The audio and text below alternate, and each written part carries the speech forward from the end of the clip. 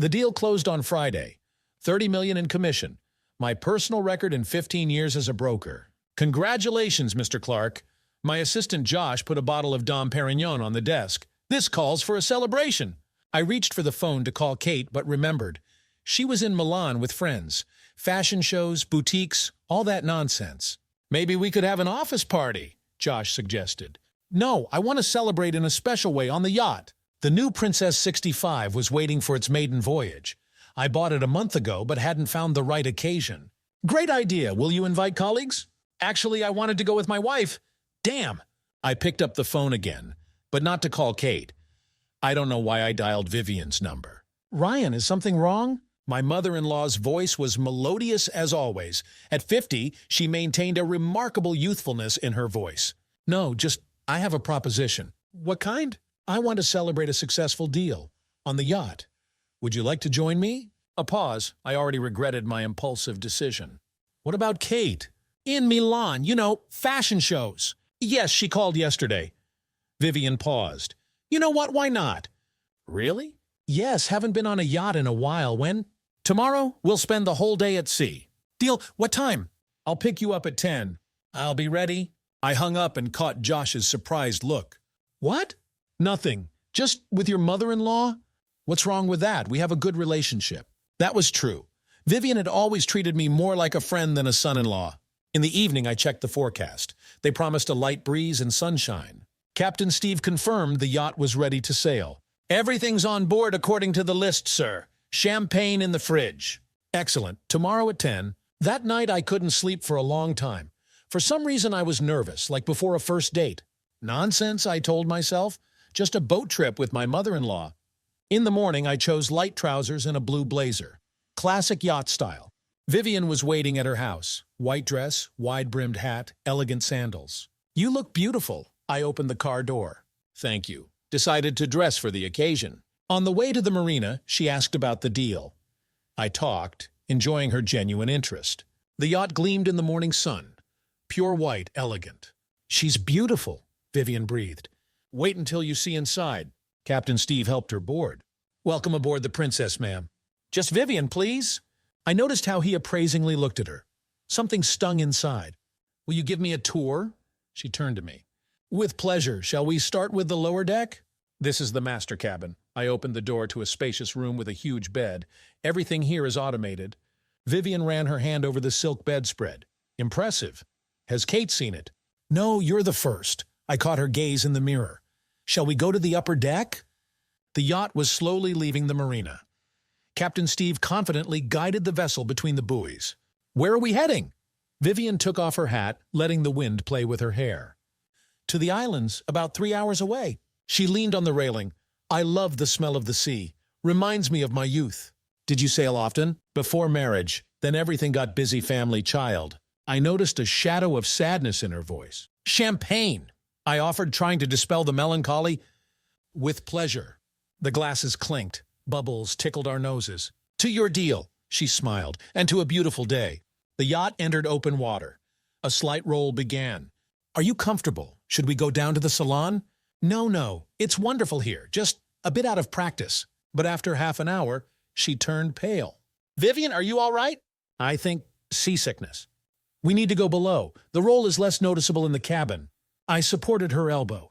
She was light as a girl. Sorry, she mumbled. I'm ruining your celebration. Nonsense. The main thing is for you to feel better. In the cabin, I helped her lie on the bed.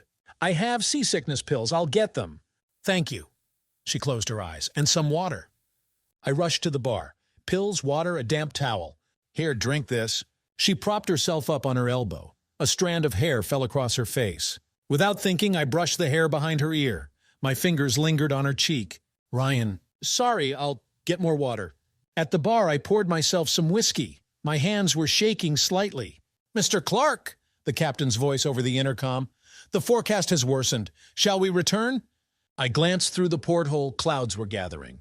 No, let's drop anchor in the nearest bay. We'll wait it out. As you say, sir. Vivian had dozed off. The rolling intensified. I sat in the chair watching her, so beautiful and vulnerable. What's wrong with me? I muttered, finishing my whiskey. The yacht rolled particularly hard. Vivian opened her eyes. Where are we? Dropping anchor. Weather's turning. We're staying here until it calms down. She tried to sit up. I'm feeling better. Lie down. I'll bring champagne. They say it helps. Dubious medicine, she smiled, but I won't object. The champagne did help. Vivian's color returned. The seasickness retreated. How long are we stuck here? She propped herself up on the pillows. Until the storm passes. 2 or 3 hours. Then pour me another. She extended her glass. Since we're stuck here. The yacht was rolling and I spilled a few drops on her dress. Sorry. It's nothing, she dabbed at the spot with a napkin. It's just water. Champagne, I corrected. Dom Perignon 2008. Are you always this pedantic? Do you always switch to the familiar form so easily? Only after the second glass of expensive champagne. We laughed. The rolling no longer seemed like a problem. You know, she set down her glass. I haven't felt this free in a long time. Free from what? Everything. Conventions, rules, labels. What labels? Mother-in-law, mother, ex-wife. And who are you now? Just a woman on a yacht. Her eyes sparkled, either from the champagne or something else. Dangerous thoughts, I muttered. Why? You know why. Another wave rocked the yacht. Vivian leaned forward, trying to keep her balance. I caught her. Our faces were very close. Ryan, no words. Her lips tasted of champagne and sea salt. Or was it the taste of forbidden fruit? Her dress slipped off like sea foam. My hands trembled more than from the rolling waves. We dissolved in passion, forgetting everything in the world. Her skin was soft as morning fog over the sea. Her whispers merged with the sound of the surf. Time stopped. There was only us, the rolling waves, and the salty air from the porthole. Later, we lay listening to the waves and our own breathing. What are you thinking about? She asked. About what we've done. Do you regret it? Not yet, but I will very soon. She pressed closer. Then let's not think about soon. Outside, the storm was gradually subsiding, but inside, everything was just beginning. A seagull flashed past the porthole, free, like us in these moments. The captain will come soon to report on the weather, I said. I know, 5 more minutes? 5 more minutes. I woke to the sound of the ship's bell. Dawn was breaking outside the porthole. Vivian slept covered by a sheet. In the morning light, she looked quite young. Mr. Clark? The captain's voice over the intercom. Weather's cleared. We can return. Yes, good. I tried to speak quietly. We'll weigh anchor in an hour. Vivian stirred. Is it morning already? Yes, did you sleep well? As well as one can sleep after, she broke off. An awkward silence hung between us. I'll go take a shower. She wrapped herself in the sheet. Of course, I'll ask for coffee to be brought. Water ran in the shower for a long time. I stood by the porthole watching the pinkening sky. My phone beeped with a message. Kate. Honey, how are you? Missing me? I couldn't make myself reply. Vivian emerged from the shower already dressed and groomed. Impeccable, as always. Coffee served, I pointed to the table. Thank you. We drank coffee, avoiding looking at each other. Listen, she began. Don't. But we need to talk. About what? That this was a mistake? That it shouldn't have happened? Yes. I know, you know. What else is there to discuss? The yacht moved slowly toward shore. Vivian went out on deck. I watched the wind play with her hair, and my heart clenched with pain. Beautiful morning, Captain Steve said as he passed by. I mumbled something in response. My head was splitting. At the marina, Vivian immediately headed for the car. I'll take a taxi, she said, not looking at me. Don't be silly, I'll drive you. We were silent the whole way. The radio mumbled something about love and betrayal. At her house, I turned off the engine. Vivian, don't walk me in, please. She got out, but suddenly turned. You know what's worst? What? I don't regret it, not at all. The door slammed. I watched her walk to the house, straight back, confident stride. Only at the very door did she stumble. I didn't go home. Drove around the city, trying to put my thoughts in order. The phone beeped again. Kate, flying in tonight. Will you pick me up? I turned off the phone. Something white flashed in the rearview mirror. I thought it was her dress. Kate returned from Milan happy, with loads of shopping bags and a new haircut. Honey, you've lost weight, she hugged me at the airport. Didn't eat well without me? Lots of work. Closed a big deal. Why didn't you tell me? I would have flown back. Didn't want to spoil your vacation. In the car, she chirped about fashion shows, boutiques, meetups with friends. And how did you entertain yourself? Hope you didn't work the whole time? Took the yacht out. I tried to sound casual. Alone? With company. She didn't ask further, tired from the trip. In the evening, Vivian called. Kate's back? How was her flight? Fine. She wants to have a family dinner on Thursday. I can't come, business. I understand. Do you? Yes, but it will look strange. Pause. I know. All right, I'll come. On Thursday, I was nervous as a teenager. Kate noticed. What's wrong with you? You're so jumpy. Tired, difficult project. Vivian arrived late. Apologized. Traffic. Mom, you look amazing. Kate hugged her. Are you in love or something? I choked on my wine. Don't be silly. Vivian didn't even glance my way. Just well rested. Speaking of the yacht, Kate turned to me. When will you show it to Mom? Now Vivian choked. Actually, I began. Ryan already showed me, Vivian interrupted. Last week. Really? Why didn't you say? Didn't think it was important, I shrugged. Just a regular outing. And how's the yacht, Mom?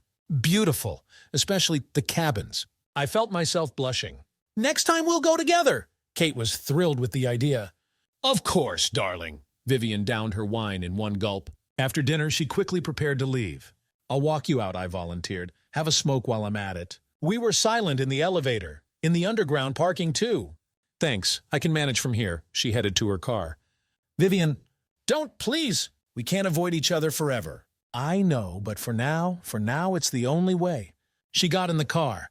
I watched the red taillights dissolve into darkness. Where were you so long? Kate asked when I returned. Met a neighbor. Got chatting. At night, I couldn't sleep. Kate snuggled against me in her sleep, while I thought of another. I'm a terrible person, I whispered into the darkness. In the morning, a message came from Vivian.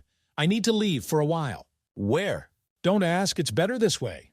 What about Kate? I'll say a friend is sick in Boston. For how long? I don't know yet, until I can look you in the eye again. A month passed. Vivian regularly called her daughter from Boston, but avoided talking to me. Mom's acting strange, Kate would say. Maybe we should visit her. I have lots of work, and she'll come back when she's ready. Almost every evening I took the yacht out, alone, anchored in that same bay. You go out to sea often, Mr. Clark, Captain Steve remarked once. Helps me think. About that lady? I turned to him sharply. What? Sorry, sir, not my business. Indeed.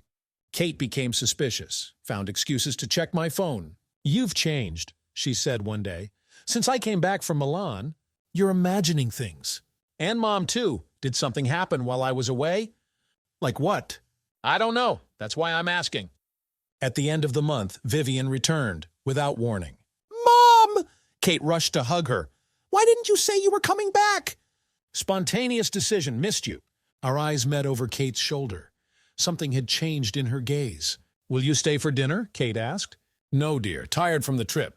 Then tomorrow? Ryan, you're not busy, right? No, I tried to speak calmly, completely free. In the evening, a message came. We need to talk before tomorrow. Where? You know where. The yacht greeted us with silence. Captain Steve nodded understandingly and left. Why did you come back? I asked. Realize that running away won't solve anything. And what will? True. My heart dropped. You want to tell Kate? No, but I want to be honest at least with myself. What do you mean? That I don't regret it, and that's the worst part. She stood by the rail, beautiful, unreachable. Vivian, don't come closer, please. What should we do? Live on, as if nothing happened. What if I can't? You can, for Kate's sake. She was right, as always. You know, she said, watching the sunset, at sea everything seems simpler.